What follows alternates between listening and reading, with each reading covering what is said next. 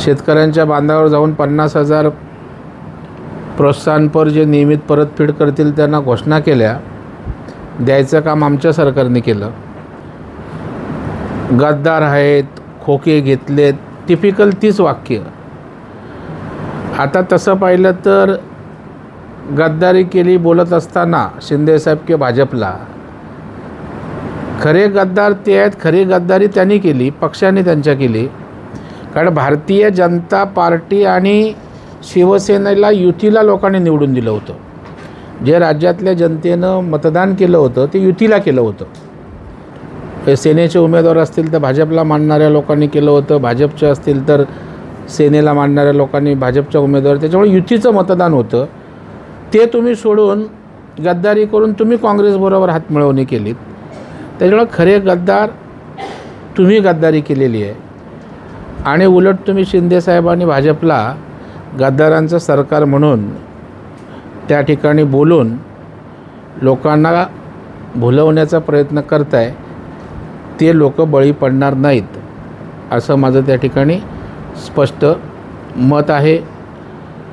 मुस्लिम समाजाच्या बाबतीत मुस्लिम समाज आमच्याकडं जोडला जातोय, बरोबर येतोय हे सांगून मुस्लिमांची मतं मिळवण्यासाठी लांगुल चालन आहे. एक तर हिंदुत्वाचा विसर पडला, बाळासाहेबांचे विचार सोडले म्हणून शिंदेसाहेबांनी भूमिका घेतली, उठाव केला. CAAला विरोध करायचं काय कारण?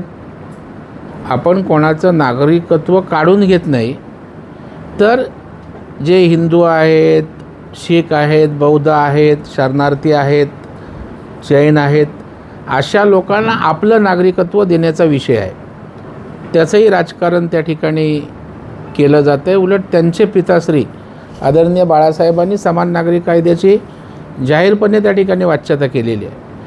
परंतु उद्धवसाहेब काँग्रेसशी हातमिळवणी केल्यापासून त्या ठिकाणी सत्ता आणि त्या ठिकाणचं मतांचं राजकारण करण्यात गुंग आहेत असा माझा स्पष्ट त्या ठिकाणी आरोप आहे.